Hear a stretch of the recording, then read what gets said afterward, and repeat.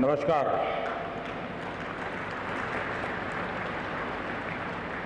इस ऐतिहासिक कार्यक्रम में हमारे बीच उपस्थित बिहार के राज्यपाल श्री फागू चौहान जी, यहाँ के जनप्रिय मुख्यमंत्री श्री नीतीश कुमार जी, विधानसभा स्पीकर श्री विजय सिन्हा जी, बिहार विधान परिषद के कार्यकारी अध्यक्ष श्री अवधेश नारायण सिंह, उप मुख्यमंत्री श्रीमती रेणु देवी जी, तारकिशोर जी, नेता प्रतिपक्ष श्री तेजस्वी यादव जी, सभी मंत्रीगण, विधायकगण, अन्य महानुभाव, देवी और सज्जनों, आप सभी को, बिहार निवासियों को बिहार विधानसभा भवन के शताब्दी वर्ष की बहुत बहुत शुभकामनाएं। बिहार का ये स्वभाव है कि जो बिहार से स्नेह करता है, बिहार उसे, उस प्यार को कई गुना करके लौटाता है। आज मुझे बिहार विधानसभा परिसर में आने वाले देश के पहले प्रधानमंत्री होने का सौभाग्य भी मिला है। मैं इस स्नेह के लिए बिहार के जन जन को हृदय से नमन करता हूं। मुख्यमंत्री जी का, स्पीकर महोदय का भी हृदय से बहुत बहुत आभार व्यक्त करता हूं। साथियों, मुझे कुछ देर पहले शताब्दी स्मृति स्तंभ के लोकार्पण का अवसर भी मिला। ये स्तंभ बिहार के गौरवशाली अतीत का प्रतीक तो बनेगा ही, साथ ही ये बिहार की कोटि कोटि आकांक्षाओं को भी प्रेरणा देगा। अब से कुछ देर पहले बिहार विधानसभा म्यूजियम और विधानसभा गेस्ट हाउस का शिलान्यास भी हुआ है। मैं इन विकास कार्यों के लिए नीतीश कुमार जी और विजय सिन्हा जी को हृदय से बधाई देता हूं। मुझे विधानसभा परिसर के शताब्दी पार्क में कल्पतरु के रोपण का भी सुखद अनुभव मिला है। कल्पतरु के विषय में मान्यता है कि हमारी आशाओं, आकांक्षाओं को पूरा करने वाला ये वृक्ष है।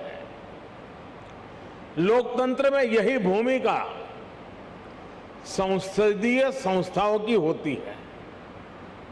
मैं आशा करता हूं कि बिहार विधानसभा अपनी इस भूमिका को इसी निरंतरता के साथ निभाती रहेगी, बिहार और देश के विकास में अपना अमूल्य योगदान देती रहेगी।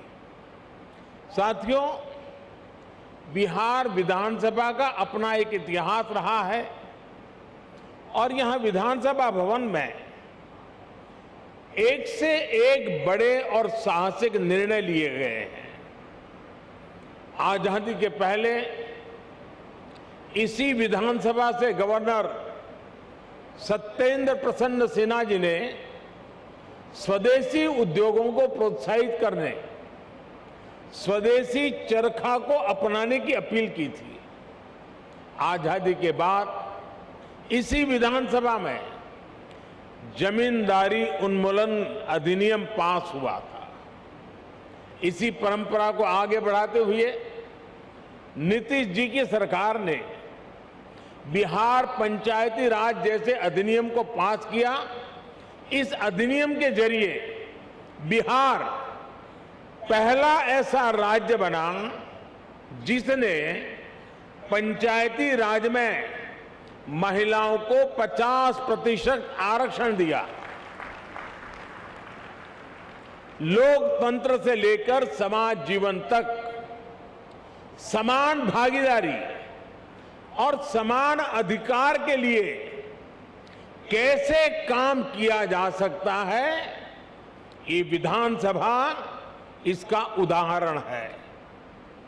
आज जब मैं आपसे इस परिसर में विधानसभा भवन के बारे में बात कर रहा हूं, तो ये भी सोच रहा हूं कि बीते 100 वर्ष में ये भवन, ये परिसर कितने ही महान व्यक्तित्वों की आवाज का साक्षी रहा है। मैं नाम अगर लेने जाऊंगा तो शायद समय कम पड़ जाएगा, लेकिन इस इमारत ने इतिहास के रचयिताओं को भी देखा है और खुद भी इतिहास का निर्माण किया है। कहते हैं वाणी की ऊर्जा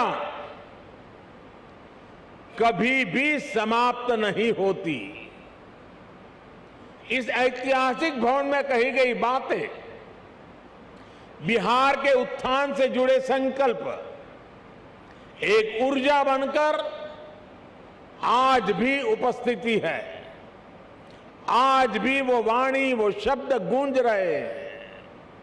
साथियों, बिहार विधानसभा भवन का ये शताब्दी उत्सव एक ऐसे समय में हो रहा है जब देश अपनी आजादी का अमृत महोत्सव मना रहा है। विधानसभा भवन के 100 साल और देश की आजादी के 75 साल, ये केवल समय का संयोग नहीं है, इस संयोग का साझा अतीत भी है और सार्थक संदेश भी है। एक और, बिहार में चंपारण सत्याग्रह जैसे आंदोलन हुए तो वहीं इस धरती ने भारत को लोकतंत्र के संस्कार और आदर्श पर चलने का रास्ता भी दिखाया। दशकों से हम ये बताने की कोशिश होती रही है कि भारत को लोकतंत्र विदेशी हुकूमत और विदेशी सोच के कारण मिला है। और हमारे लोग भी कभी कभी ये बातें बोलते हैं, लेकिन कोई भी व्यक्ति जब ये कहता है तो वो बिहार के इतिहास और बिहार की विरासत पर पर्दा डालने की कोशिश करता है।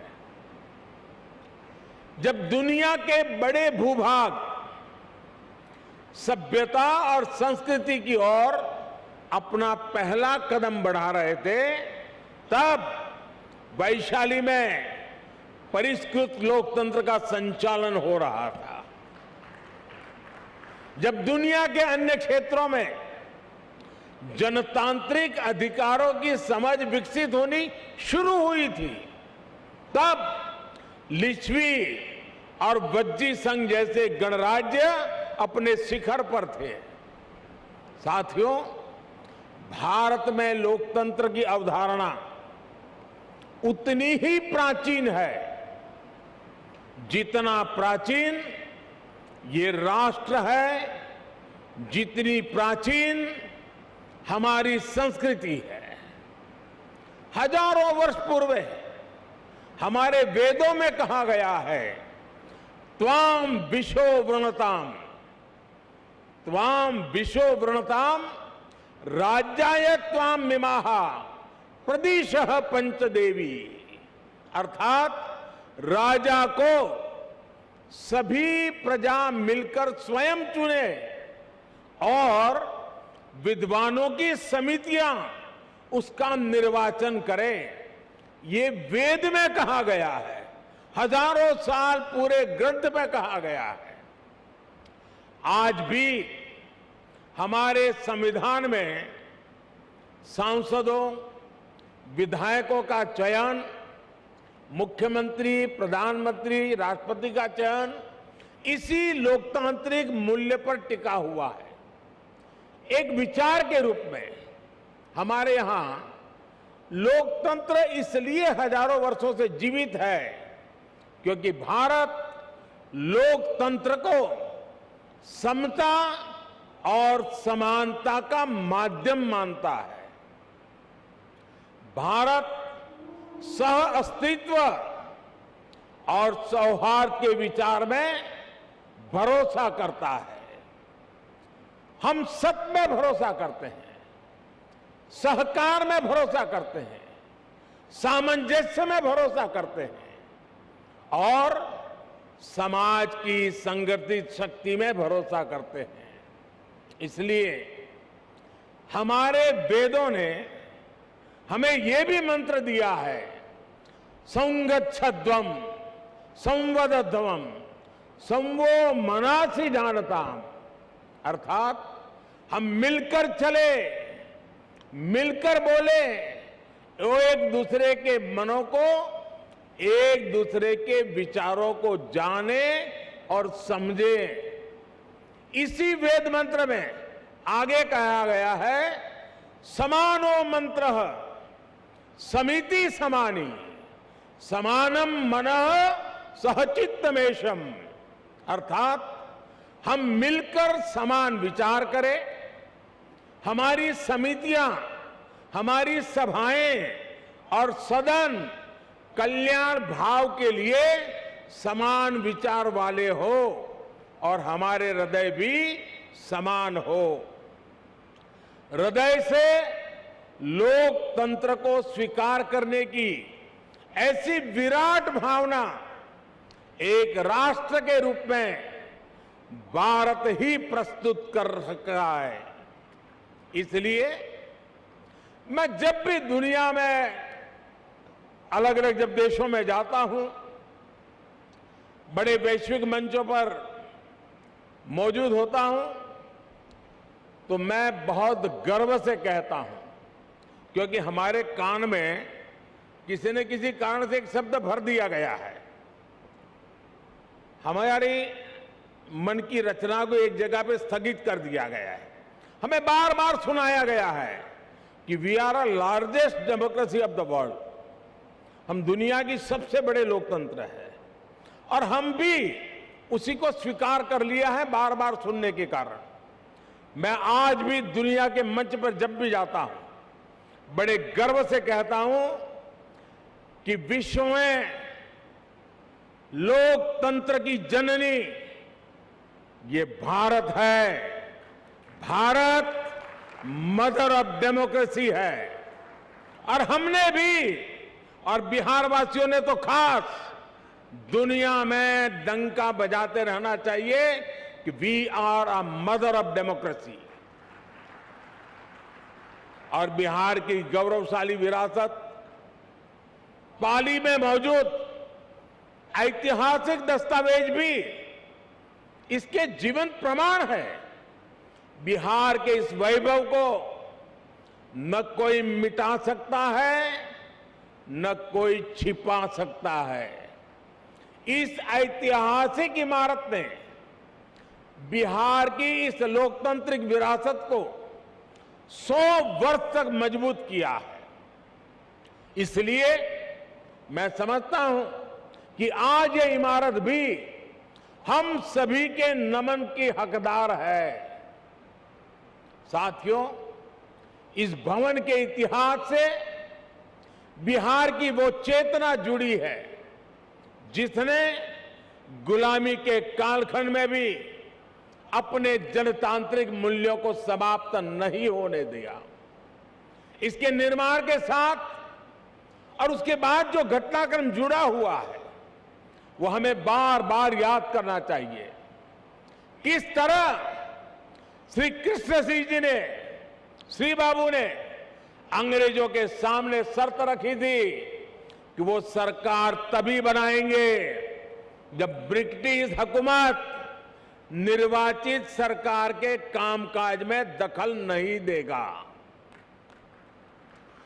कैसे द्वितीय विश्व युद्ध में भारत की सहमति के बिना देश को झोंकने के खिलाफ श्री बाबूजी ने, सरकार ने इस्तीफा दे दिया था। और बिहार का हर व्यक्ति इस बात के लिए गर्व कर सकता है। इस घटनाक्रम ने सदैव इस संदेश का संचार किया कि बिहार लोकतंत्र के खिलाफ कभी कुछ स्वीकार नहीं कर सकता। और भाई और बहनों, हम सभी ने देखा है कि कैसे आजादी के बाद भी बिहार अपनी लोकतांत्रिक निष्ठा को लेकर उतना ही अडिग, उतना ही प्रतिबद्ध रहा। बिहार ने आजाद भारत को डॉक्टर राजेंद्र प्रसाद के रूप में पहला राष्ट्रपति दिया। लोकनायक जयप्रकाश, कर्पूरी ठाकुर, बाबू जगजीवन राम, अनेक भी जैसे नेतृत्व इस धरती पर हुए। जब देश में संविधान को कुचलने का प्रयास हुआ तो भी उसके खिलाफ बिहार ने सबसे आगे आकर विरोध का बिगुल फूंका।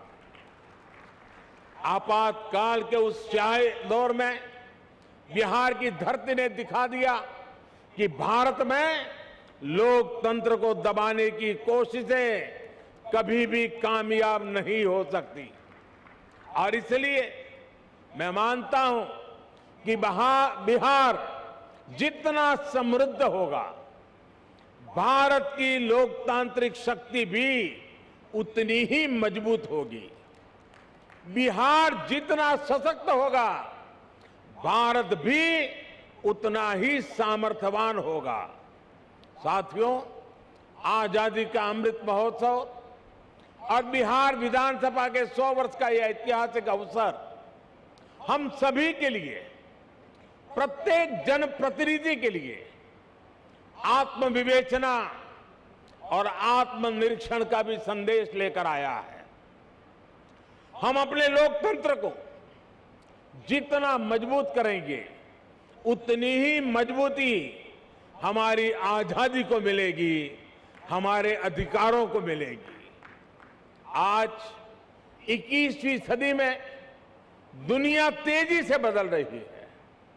नई जरूरतों के हिसाब से भारत के लोगों की, हमारे युवाओं की आशाएं, अपेक्षाएं भी बढ़ रही है। हमारी लोकतांत्रिक व्यवस्थाओं को इसके हिसाब से तेज गति से कार्य करना पड़ेगा। आज जब हम आजादी के 75वें साल में एक नए भारत के संकल्प के साथ आगे बढ़ रहे हैं, तो इन संकल्पों को आगे बढ़ाने की जिम्मेदारी हमारी संसद और विधानसभाओं पर भी है। इसके लिए हमें ईमानदारी और निष्ठा से दिन रात मेहनत करने की जरूरत है। देश के सांसद के रूप में, राज्य के विधायक के रूप में हमारी ये भी जिम्मेदारी है कि हम लोकतंत्र के सामने आ रही हर चुनौती को मिलकर हराएं। पक्ष विपक्ष के भेद से ऊपर उठकर देश के लिए, देश हित के लिए हमारी आवाज एकजुट होनी चाहिए। जनता से जुड़े विषयों पर सदन सकारात्मक संवाद का केंद्र बने। सकारात्मक कार्यों के लिए हमारी आवाज उतनी ही बुलंद दिखे। इस दिशा में भी हमें निरंतर आगे बढ़ना चाहिए। हमारे आचरण से ही हमारे देश की लोकतांत्रिक परिपक्वता प्रदर्शित होती है। और इसलिए दुनिया के सबसे बड़े लोकतंत्र के साथ साथ हमें दुनिया के सबसे परिपक्व लोकतंत्र के रूप में भी खुद को आगे बढ़ाना है। साथियों, मुझे खुशी है कि आज देश इस दिशा में सकारात्मक बदलाव देख रहा है। मैं अगर संसद की बात करूं तो पिछले कुछ वर्षों में संसद में सांसदों की उपस्थिति और संसद की प्रोडक्टिविटी में रिकॉर्ड वृद्धि हुई है। और अभी विजय जी ने भी विधानसभा का ब्यौरा दिया। सकारात्मकता, गतिशीलता, व्यापक रूप से विषयों की चर्चा, निर्णय उसका पूरा ब्यौरा दिया। साथियों, वैसे संसद में भी पिछले बजट सत्र में भी लोकसभा की प्रोडक्टिविटी 129% थी, 129% थी।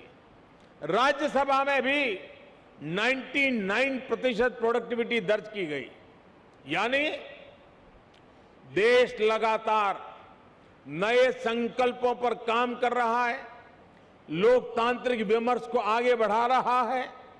और हम सभी जानते हैं कि जब लोग ये देखते हैं कि उन्होंने जिन्हें चुनकर भेजा है वो मेहनत कर रहा है, सदन में उनकी बात गंभीरता से रख रहा है, तो उनका भी लोकतंत्र पर विश्वास और बढ़ता है। ये विश्वास बढ़ाना भी हम सबकी जिम्मेदारी है। साथियों, समय के साथ हमें नए विचारों की जरूरत होती है, नई सोच की जरूरत होती है। इसलिए जैसे जैसे लोक बदलता है, लोकतंत्र को भी नए आयाम जोड़ते रहना पड़ता है। इन बदलावों के लिए हमें केवल नई नीतियों की जरूरत नहीं पड़ती, बल्कि पुरानी नीतियां और पुराने कानूनों को भी समय के अनुसार बदलना पड़ता है। बीते वर्षों में संसद ने ऐसे करीब 1500 कानूनों को खत्म किया है।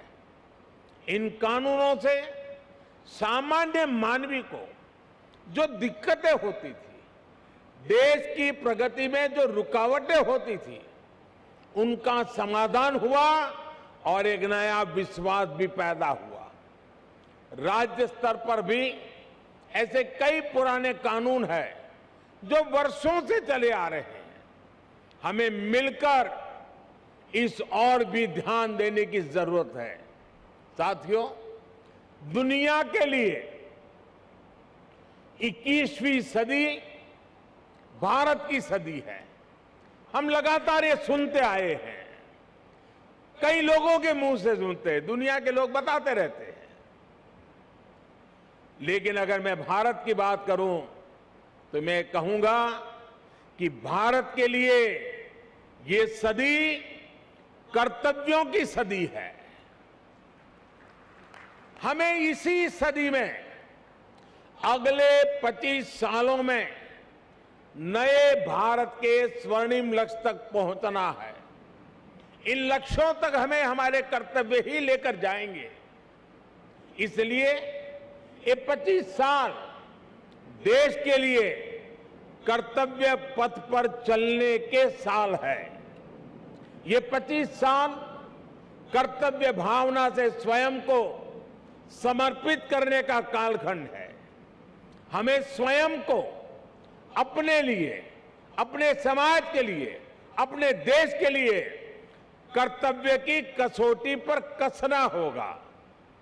हमें कर्तव्य की पराकाष्ठा को पार करना होगा। आज भारत वैश्विक पटल पर जो कीर्तिमान स्थापित कर रहा है, आज भारत जिस तेजी से वैश्विक ताकत बनकर उभर रहा है, उसके पीछे कोटि कोटि भारतवासियों की कर्तव्य निष्ठा और कर्तव्य भावना है। लोकतंत्र में हमारे सदन जनता की भावनाओं का प्रतिनिधित्व करते हैं। इसलिए देशवासियों की कर्तव्य निष्ठा हमारे सदनों और जनप्रतिनिधियों के आचरण में भी झलकनी चाहिए। हम सदन में जैसा आचरण करेंगे, कर्तव्य भाव पर सदन के भीतर जितना बल दिया जाएगा, देशवासियों को भी उतनी ही ऊर्जा और प्रेरणा मिलेगी। एक और महत्वपूर्ण बात, हमें अपने कर्तव्यों को अपने अधिकारों से अलग नहीं मानना चाहिए। हम अपने कर्तव्यों के लिए जितना परिश्रम करेंगे, हमारे अधिकारों को भी उतना ही बल मिलेगा। हमारी कर्तव्य निष्ठा ही हमारे अधिकारों की गारंटी है। इसलिए हम सभी जनप्रतिनिधियों को कर्तव्य पालन का भी संकल्प दोहराना है। ये संकल्प ही हमारी और हमारे समाज की सफलता का मार्ग प्रशस्त करेंगे। आज जब हम